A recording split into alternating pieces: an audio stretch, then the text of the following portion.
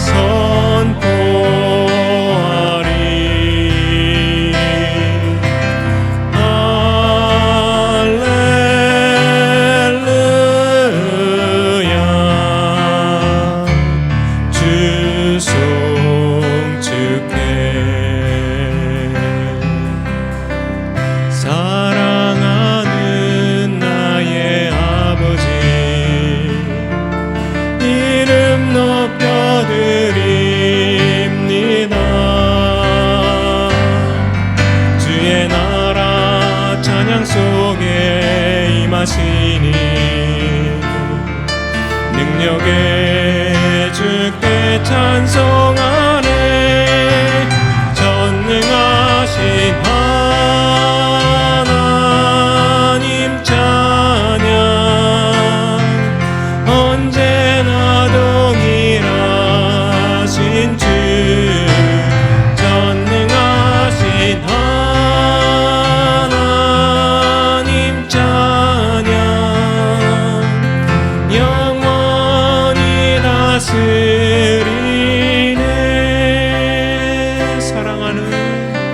사랑하는 나의 아버지 이름 높여드립니다. 주의 나라 찬양 속에 임하시니 능력의 주께 찬송하네. 전능하신 하나님 찬양 언제나 동일하신 주 전능하신 하나님 찬양 영원히 다스리네. 나 주의 이름 높이리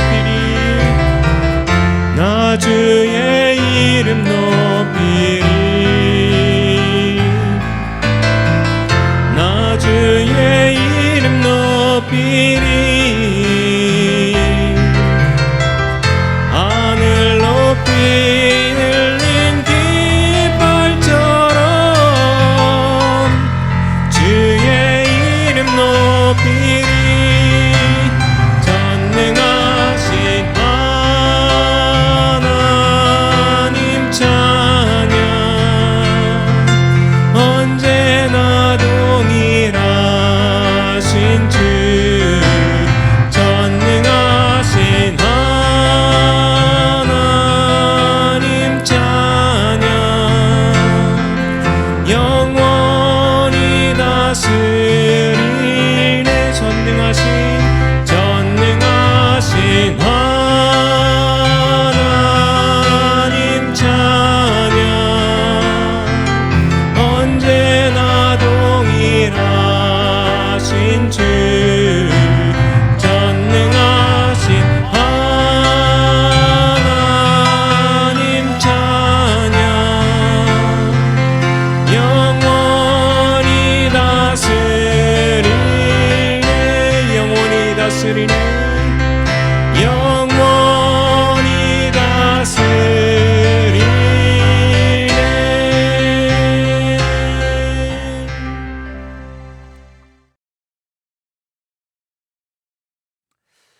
오늘 여러분들 모두에게 하나님의 크신 은혜가 함께하길 간절히 소망합니다.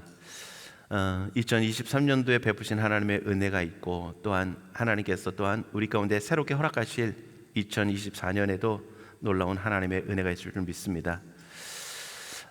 하나님께서 아름다운 소식을 전하는 선지자에게 힘써 외치라고 말씀하십니다.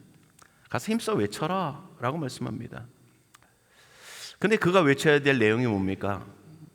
궁극적으로는 하나님의 회복과 하나님의 구원입니다. 메시아의 오심을 통한 이스라엘의 구원과 이스라엘의 회복입니다. 그런데 그 가장 핵심적인 모습들은 무엇을 말씀하냐고 있냐면 오늘 본문의 제목으로 본 것처럼 9절 마지막 부분에 있는 것처럼 너희의 하나님을 보라 라고 하는 겁니다. 너희의 하나님을 보라. 여러분들 오늘 우리가 이 땅을 살아가면서 집중해야 될 것, 우리의 눈을 들어 바라봐야 할 것은 바로 오직 하나님이신 줄 믿습니다. 우리의 구원자 되시며 우리의 능력이시며 우리를 도우시며 우리를 이끄시고 우리를 다스리시고 우리를 보호하시고 우리의 삶의 모든 주관자 되시는 그 하나님을 바라보는 것입니다. 그리고 그분에게서 나오는 모든 것으로 인하여서 우리는 만족하는 것입니다. 여러분들 어린아이가 갓난아이가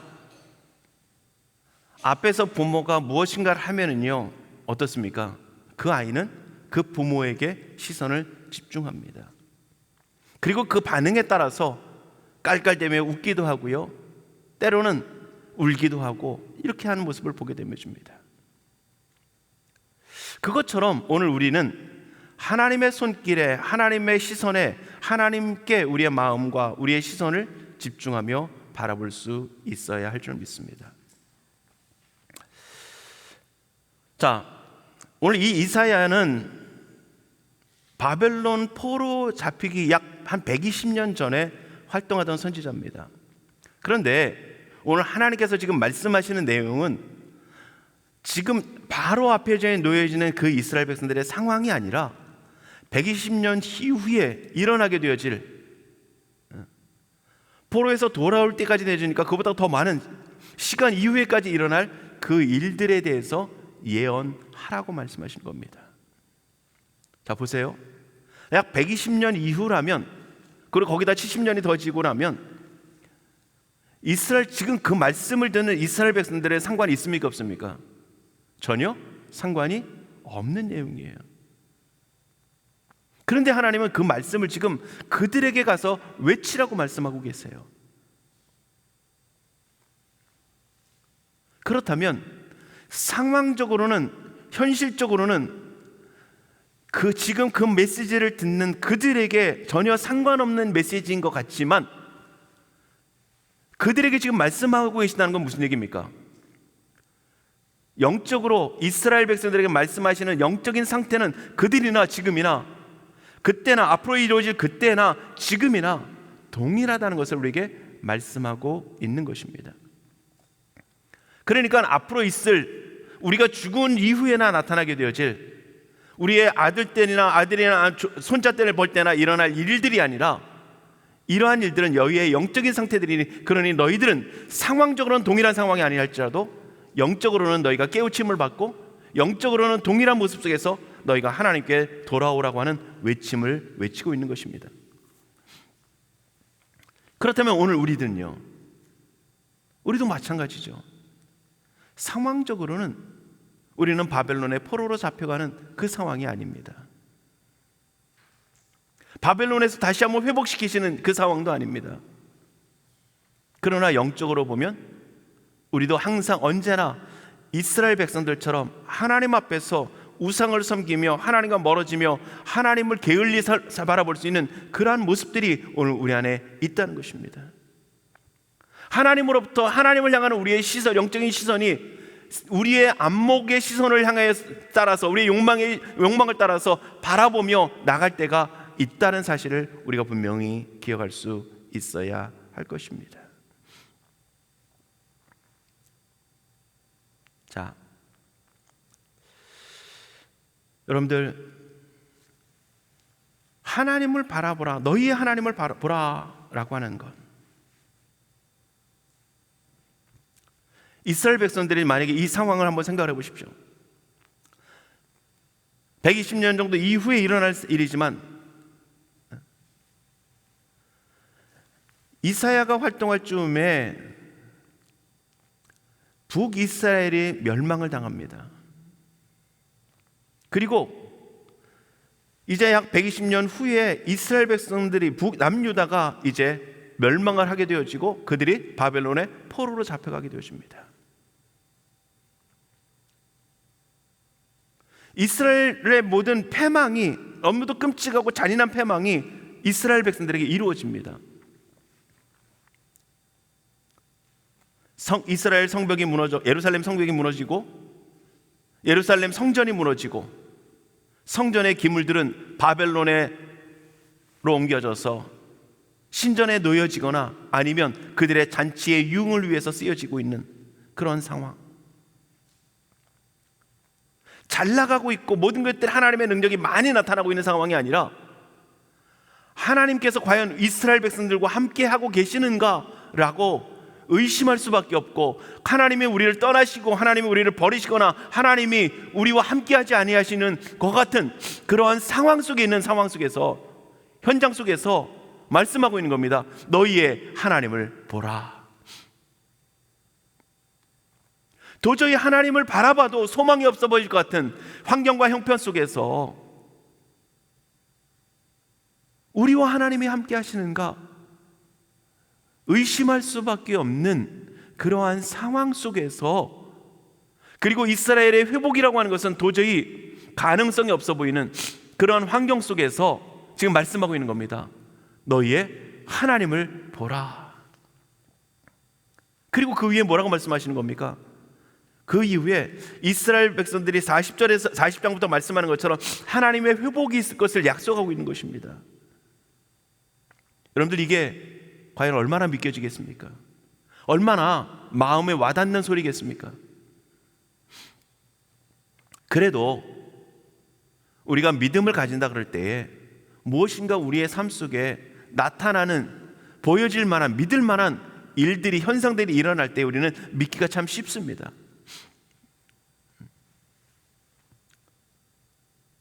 우리가 기도했더니 그렇게 안 되던 일들이 풀렸다. 그럼 기도하는 맛이 나죠. 도저히 이것은 안 될 것 같은 상황이었는데 하나님께 맡겼더니 하나님께서 우리가 계획했던 것보다 더 놀랍게 응답하셨다. 이러면 뭔가 하나님 앞에 맡길 맛이 납니다.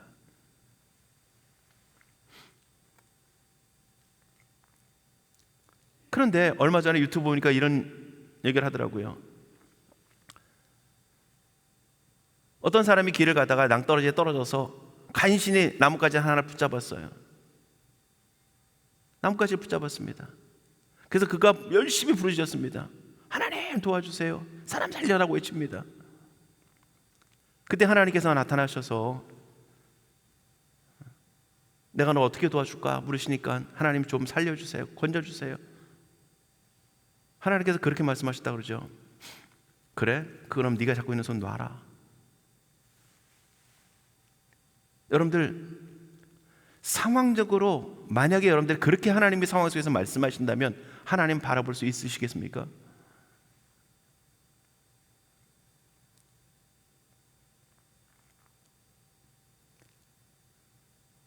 그 사람이 외치죠. 거기 하나님 말고 다른 사람 없냐고요. 여러분들, 이스라엘 백성들이 아무것도 이루어질 수 없는 것 같은 그러한 상황, 너무도 잔인한 상황입니다. 끔찍한 상황입니다. 비참한 상황입니다. 가능성이 없어 보이는 상황입니다. 왕이 자신이 보는 앞에서 아들이 죽임을 당하고요, 그는 눈이 뽑히고요, 쇠사슬에 묶여서 바벨론의 포로로 끌려가고요, 이스라엘 백성들은 바벨론에 잡혀서, 그리고 예루살렘은 황망해져서 그 속에서 살아가고 있는 겁니다. 그런 상황이 되어졌는데 너희는 하나님을 봐라. 하나님이 너희를 구원하실 것이다. 하나님이 너희를 돌보실 것이다. 이게 과연 얼마나 와닿겠습니까? 그런데 하나님 말씀하시는 거예요. 하나님을 봐라. 여러분들, 오늘도 여러분들의 삶이 어떠한 모습 가운데 있든지 주님의 말씀이 여러분들의 마음에 들려지기를 원합니다. 너희는 너희의 하나님을 봐라. 아름다운 소시라기라고 말씀하시면서 말씀하십니다. 오늘 그 주님을 바라보고 주님의 약속을 신뢰함을 통해서 오늘 주님이 주시는 비전과 주님이 주신 소망을 여러분들이 누릴 수 있기를 주님의 이름으로 축복합니다. 자, 그런데 그 하나님은 어떠한 분이시냐? 어떠한 분이시냐? 하나님은요, 어떤 자로 말씀하고 계시냐면 10절에 보니까 이렇게 말씀을 합니다. 너희가 바라봐야 될 그 하나님은 어떤 분이시냐? 10절에 보면 이렇게 말씀합니다. 주 여호와께서 장차 강한 자로 임하실 것이요 친히 그의 팔로 다스릴 것이라. 보라, 그 상급이 그에게 있고 보응이 그의 앞에 있으며. 이렇게 말씀합니다. 하나님을 어떤 분으로 표현합니까? 강한 자라고 표현합니다. 장차 여호와께서 장차 강한 자로 임하실 것이다. 세상의 모든 세력을, 지금 바벨론의 모든 것들을 지배하고 있을 것 같지만 그것 속에서 건지시는, 그 능히 건질 수 있는 그러한 강한 자로 오늘 우리에게 말씀하고 계십니다. 성경에 보면 하나님을 말씀할 때 여러 가지 하나님에 대한 표현을 합니다. 그때 그 중에서 참 많이 쓰고 있는 표현이 뭐냐면요, 만군의 여호와 하나님이라는 것입니다. 만군의 여호와. 만군의 통치자이신, 모든 군대의 통치자이신 여호와, 이렇게 표현하고 있습니다.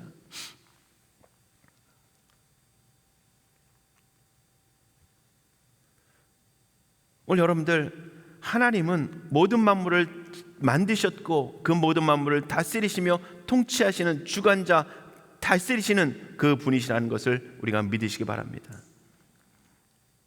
그 하나님이 만물을 하나님 만드셨고 통치하시는데 어떻게까지 하시느냐? 그의 팔로 다스린다고 말씀하시면서 뭐라고 말씀하시냐면, 보라, 상급이 그에게 있고 보응이 그에게 있느니라 말씀합니다. 상급과 보응이 있다는 얘기는 무슨 얘기입니까? 그 모든 것들을 하나님이 주관자로서, 통치자로서 심판하실 수 있는 권세가 있다는 겁니다. 여러분들, 우리는 하나님의 말씀을 따라 그 말씀대로 순종해야 될 사람들입니다. 그러나 하나님은 그 모든 말씀을 주시기도 하고 그 말씀을 따라 우리를 판결하시는 분이라는 겁니다. 그래서 그 판결을 따라 심판하셔서 상급을 주시기도 하고 그 죄에 대한 보응을 주실 수 있는 그분이 바로 하나님이라는 겁니다.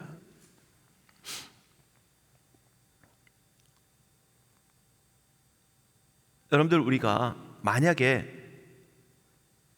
세상에서 죄를 져서 형벌을 받으면 어떤 마음이 들까요? 제가 예전에 스피드 티켓을 한번 뗀 적이 있었는데, 옛날에 뛰고 나서 제 마음에 들었던 마음이 뭔지 아십니까? 나는 죄인이 아니라 실수다라는 거예요. 나는 죄진 게 아니라 실수했다는 거예요. 그런데 그 스피드를 50마일로 달리라 그랬는데 60마일로 달렸으니까 죄입니까 아닙니까? 죄잖아요. 너희는 이것까지 최선이다라고 하는데 그걸 넘어선 겁니다. 근데 내 마음속에는 뭘 외치냐면, 이건 죄가 아니라 실수다. 근데 나를 죄인 취급한다는 거예요.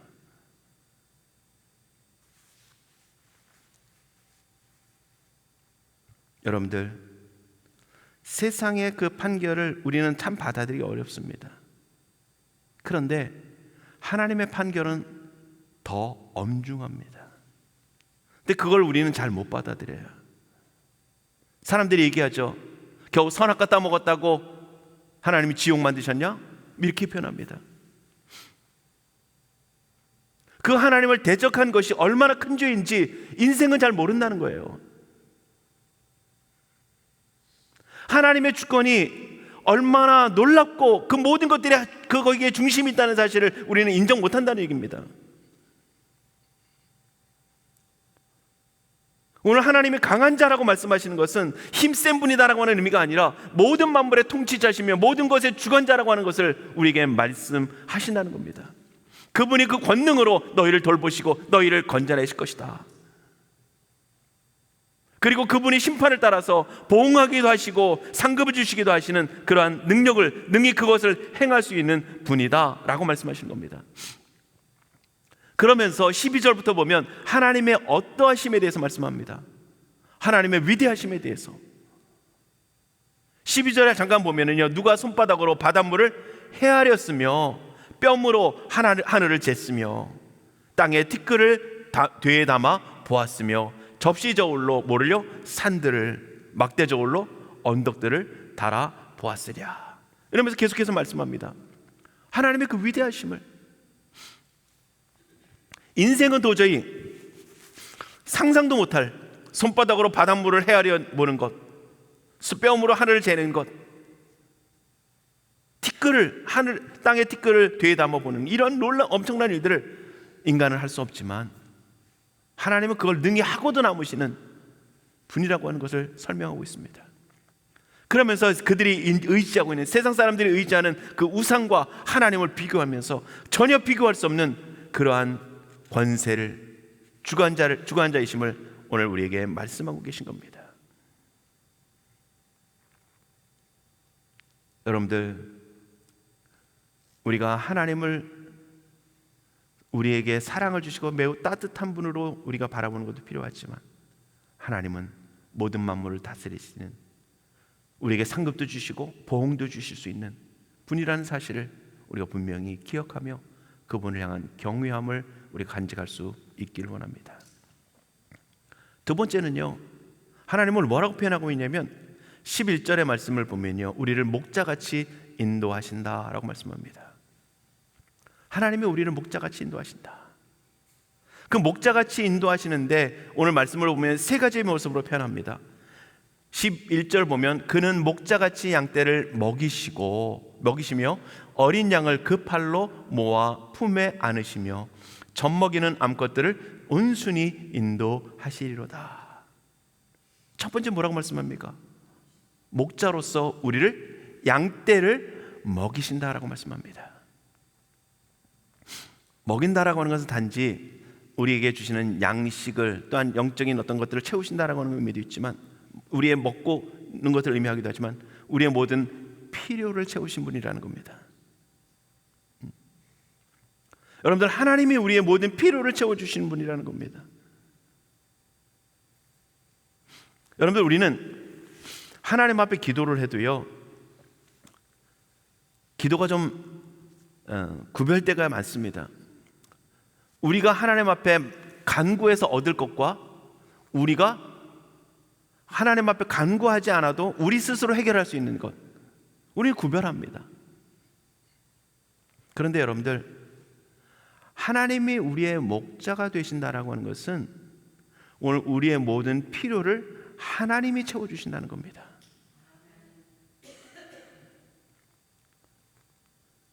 오늘 우리의 모든 필요를 누가요? 하나님이 채워주신다는 거예요. 근데 우리는 참 여기서 혼동이 오는 게 뭐냐면, 우리가 수고도 한다는 겁니다. 우리가 애쓰기도 한다는 겁니다. 우리가 몸부림쳐서 노력도 한다는 겁니다. 그런데 중요한 것은요, 수고할 수 있는 마음도, 수고할 수 있는 건강도, 수고할 수 있는 모든 에너지도, 또한 수고의 열매를 맺게 하시는 것도, 그 모든 것들이 하나님의 돌보심 안에 있다는 겁니다. 우리는 그것을 가지고 그래서 은혜를 두 가지로 구별을 하죠. 특별 은총과 일반 은총으로 얘기합니다. 모든 사람들이 이 땅을 살아가면서 호흡하고 하나님의 질서 가운데 보험을 받고 하나님의 뜻 안에서, 하나님의 섭리 안에서, 하나님의 손길 안에서 육신의 생명을 가지고 살아갈 수 있는 모든 은총들, 모든 사람들에게 베푸시는 은혜예요. 선한 사람이든 악한 사람이든 상관없이 애쓰고 수력하고 노력하고 때로는 사기를 쳐서라도 그들이 더 잘 될 수 있는 그 모든 것들이 하나님의 은혜 가운데 주어지고 있다는 겁니다.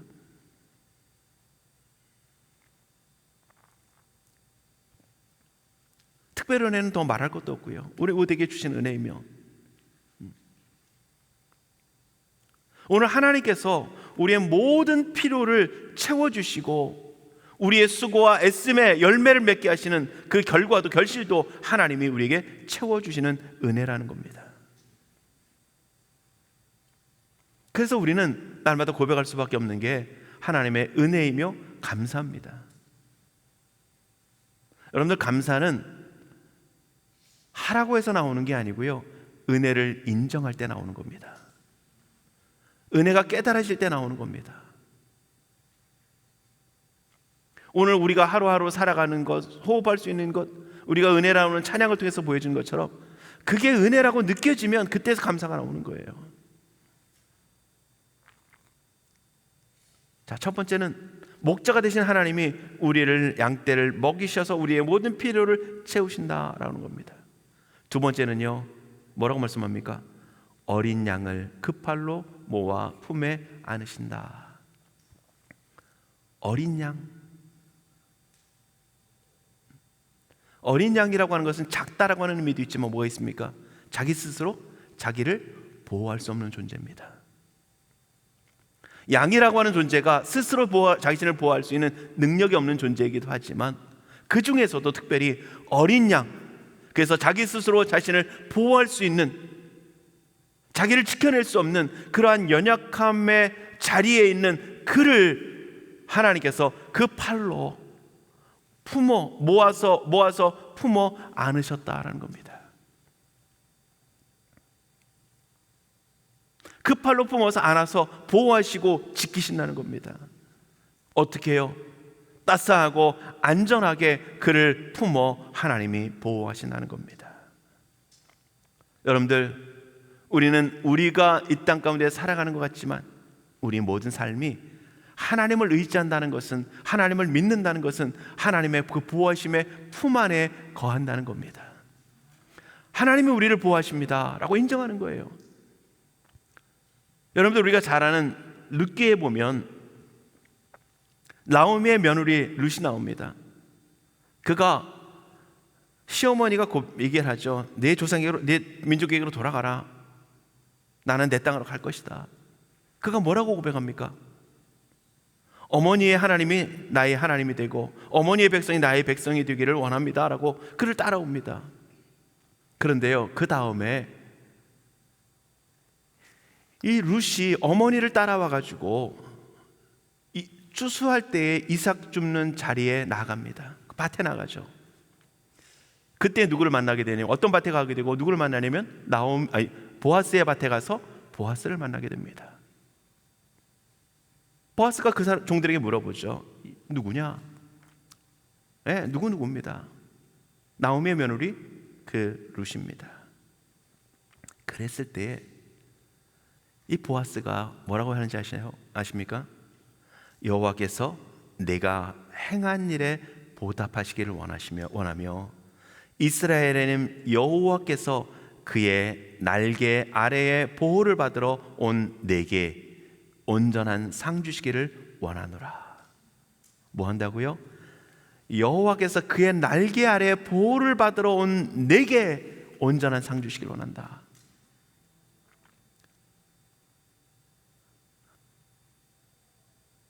룻이 어머니의 백성이 나의 백성이 되고 어머니의 하나님이 나의 백성이 됩니다 라고 고백하면서 따라왔는데, 보아스를 통해서 고백하고 있는 것은 여호와께서 그의 날개 아래 보호함을 받으러 온 내게 온전한 상 주시기 원한다. 하나님을 믿는다는 것은요, 하나님의 보호 날개 아래 우리가 거한다는 겁니다. 그런데 그 하나님께서 오늘 우리를 목자가 되셔서 우리를 그 어린 양을 자기 스스로 보호할 수 없는, 자기 스스로 자신을 지켜낼 수 없는 그러한 연약함 가운데 있는 그에게 찾아오셔서 그들을 모아서 그 팔로 안아서 보호하시고 그 안에서 안정감을 누리고 그 안에서 평안을 누리고 그 안에서 위로를 받게 하신다는 겁니다. 여러분들, 따뜻한 사람의 품도 우리에게 참 많은 위로가 됩니다. 작은 말 한마디가 우리의 삶을 바꾸기도 합니다.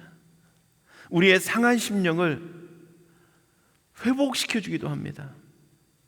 근데요, 그 무엇보다도 우리를 사랑하시고 아끼시며 보호하기 원하시는 그 전능하신 그 하나님이 우리를 품어서 우리를 안아주신다면, 우리를 보호해 주신다면, 그 품에 우리가 진정으로 안겨서 참 안식을 누릴 수 있다면 얼마나 기쁠 수 있겠습니까? 얼마나 평안하고 얼마나 위로가 되어지고 놀라운 능력과 위로와 평강이 넘쳐 날 것입니다. 세상에 줄 수 없는 그 위로와 안정감을 누릴 수 있을 것입니다. 그렇게 하나님이 그를, 이스라엘 백성들을 보호하시겠다는 겁니다. 그렇게 보호하듯이 이스라엘 백성들을 그 바벨론의 포로 가운데서 그들을 보호해서 건져내시겠다는 약속을 하고 계신 거예요. 바벨론과 같은 이 세상 속에서 하나님이 우리에게 약속하신 겁니다. 내가 그 어린 양을 그 팔로 모아 안나 너희를 보호해 주겠다라고 말씀하시는 거예요. 오늘 여러분들을 그렇게 지켜주시겠다고 하나님이 약속하고 계신 겁니다. 오늘 그 보호 아래 오늘 우리는 살아오고 있습니다. 우리는 그 하나님을 우리의 피난처로, 우리의 보호자로, 우리의 인도자로 우리가 믿고 고백하며 따르며 그분의 품 안에 안겨 주님의 위로를 누리며 살아가는 것입니다. 오늘 여러분들, 사람들에게도 많은 위로도 받을 수 있기를 원합니다. 그러나 거기에 만족하지 마시고요, 오늘 기도 속에서, 예배 속에서, 또한 삶의 순간순간마다 여러분들을 보호하시고 여러분들의 마음을 어루만지시는 그 하나님의 위로와 보호하심에 그 보호하심이 여러분들의 충만함을 통해서 여러분들의 마음의 위로를 얻고 기쁨과 평안을 누릴 수 있기를 원합니다. 그 다음에 보면요, 뭐라고 말씀합니까? 목자 되셔서 우리를 인도하시는데요. 자, 저는 이 말씀을 보면서 참 많은 하나님의 세미함을 느꼈습니다.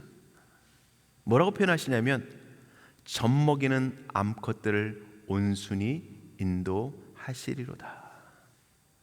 젖먹이는 암컷들, 새끼를 둔 어미죠.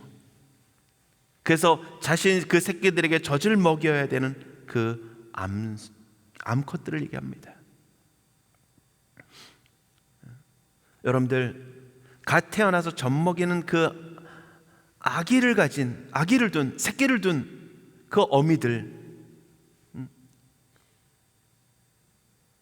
그들은 하나님께서 인도하셔도 어떻게 합니까? 암컷만 간다면 그냥 하나님께서 어떻게 인도하시든 그들은 따라갈 수 있을 것입니다.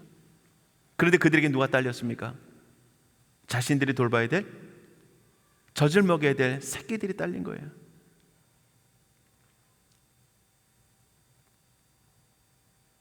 암컷들의 마음속에는 지금 무엇이 있습니까? 자기가 낳아서 자기가 지금 기르고 젖을 먹여야 되는 그 새끼들이, 그 아기들이 있는 거예요. 그 마음까지도 하나님께서 헤아리셔서 온순히 그들이 충분히 따라올 수 있도록 하나님께서 그들을 인도하고 계시다는 겁니다. 제가 이 말씀을 보면서 제 자신을 한번 비교해 봤어요. 그랬더니 저는 좀 거칠더라고요. 인도하는데 좀 거칠어요. 저를 보시면서 하나님의 손길을 느끼시면 안 될 것 같아요. 제가 제 아내한테 하는 것도 보니까 때로는 좀 거칠다라고 할 때가 있더라고요. 전에 잘 몰랐는데, 그렇다고 뭐 함부로 하거나 이건 아닌데, 아주 세미한 부분으로 아주 부드럽게 온순함으로 하나님이 우리를 인도하시되, 그 어미들이 새끼까지 품고 가야 될 그 마음까지도 다 살피셔서 그들을 이끄시고 인도하고 계시다는 겁니다. 오늘 여러분들, 하나님이 얼마나 여러분들을 생각하시는지 이 대목 속에서, 이 본문 속에서, 이 말씀 속에서 오늘 우리가 느꼈으면 좋겠습니다. 여러분들 하나님이 인도하시는데 여러분들의 마음이 혹시라도 상할까봐, 혹시라도 여러분들의 마음이 다칠까봐, 여러분들의 마음이 혹시라도 여러분들이 품어야 될 그것들을 놓칠까봐 하나님께서 여러분들의 마음을 헤아리시면서 여러분들을 이끌고 계시다는 거예요. 여러분들, 우리는 때로는 우리의 자녀도 이렇게 못할 때가 있습니다. 우리의 자녀한테도 아무것도 할 수 없는, 그저 울기만 하고 싸기만 하고 먹기만 하는 그런 갓난아이한테도 우리는 어떻게 합니까? 우리가 그 마음을 다 헤아리지 못하며 우리가 온전하게 그를 돌보지 못할 때가 있습니다. 그런데 하나님은 그 새끼뿐만 아니라, 그 아기뿐만 아니라 그 어미의 마음을 살펴서 그 모든 것들을 인도하고 온순히 이끌고 가신다는 겁니다.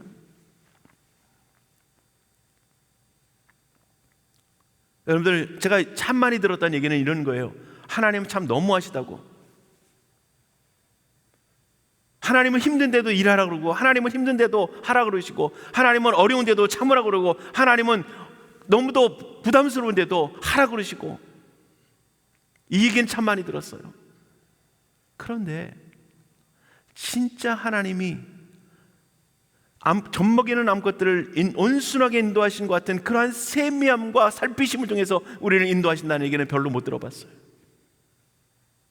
여러분들, 오늘 그 하나님의 따스함을 오늘 여러분들이 경험할 수 있기를 원합니다. 그 하나님의 세미한, 여러분들이 얼마나 세미하게 살피시는지 그 마음이 여러분들 안에 좀 느껴지며 하나님 앞에 감사하며 그 품 안에서 하나님의 그 섬세하심에 감탄되어지는 그러한 놀라운 은혜가 있기를 주님으로 축복합니다. 그게 하나님이시라는 거예요. 그게 하나님이십니다. 자, 그러면서 하나님이 뭐를 말씀하시느냐? 너희는 가서 너희 하나님을 보라 라고 말씀하는 것처럼, 그런데 그 하나님은 뭐라고 말씀하시냐면요, 내 말은 변함이 없다 라고 말씀하십니다. 내 말은 반드시 이루어질 것이다 말씀하십니다. 7절과 8절에 보면요, 푸른 마르고 꽃이 시듬을 여호와의 기운이 그 위에 불미라. 이 백성은 실로 풀이로다. 푸른 마르고 꽃은 시드나 우리 하나님의 말씀은 영원히 서리라 하라. 화려할 것 같은 인생은 언젠가 반드시 시든다는 겁니다. 그렇게 아름답고 지속됐으면 좋겠다라고 하는 그 꽃은 언젠간 시든다는 겁니다. 그것처럼 인생의 화려함은, 인생의 강건함은 언젠가는 시들고 말라버린다는 거죠. 우리가 집안에서 화분에서, 때로는 길에서 보여지는 꽃도 나무도 언젠가 시들고 썩어집니다.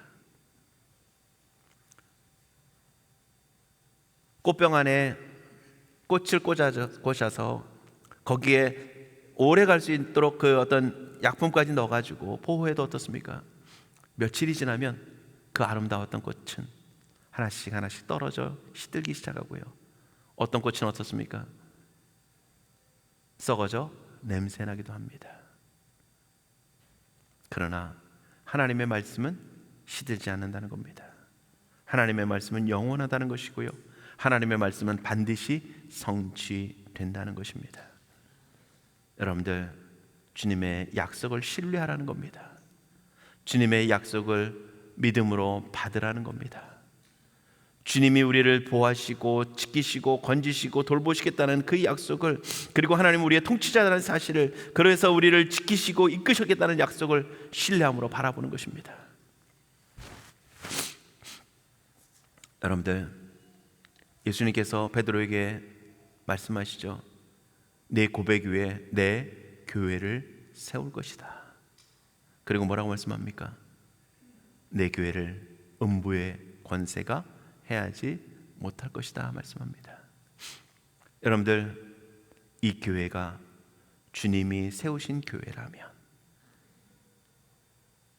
음부의 권세가 해하지 못할 줄 믿습니다. 그것은 눈에 보여지는 외형적인 교회가 있고 없고 문제가 아니라요, 우리의 교회된 우리 자신을 말씀하고 있습니다. 우리 자신, 우리를 하나님께서 보호하시고 음부의 권세가 해하지 못하도록 우리를 지키시겠다는 하나님의 약속입니다. 여러분들, 오늘 그 하나님의 약속을 신뢰하고 하나님의 말씀을 붙잡고 우리가 그 말씀에 위로를 얻고 힘을 얻고 우리가 나아갈 수 있기를 원합니다. 우리가 잘 아는 것처럼 이사야 말씀은요, 1장부터 39장까지는 하나님의 진노와 이스라엘 백성들의 죄악과 하나님의 진노, 하나님의 심판에 대해서 말씀합니다. 그리고 40장부터 66장까지는 이스라엘에게 베푸시는 하나님의 은혜와 회복을 약속합니다. 여러분들, 1장부터 39장까지 말씀하실 때 하나님의 마음은 어떻겠습니까? 또한 40장부터 66장까지의 말씀을 하실 때 하나님의 마음은 어떨까요?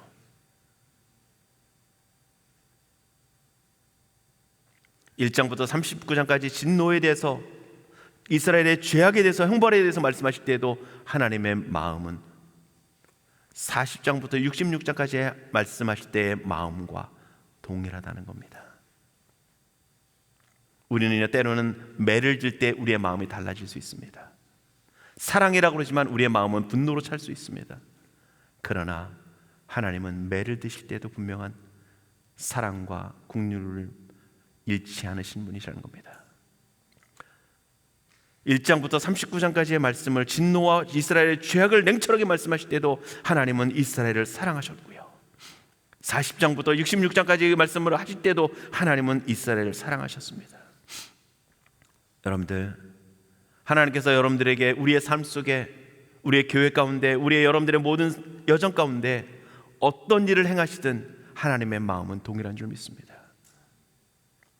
우리가 느끼기에는 때로는 이 고통이, 이 아픔이 다르게 느껴질 수 있지만 분명한 것은 하나님은 여러분들을 오늘 변함없는 마음으로 바라보시고 사랑하고 계시다는 겁니다.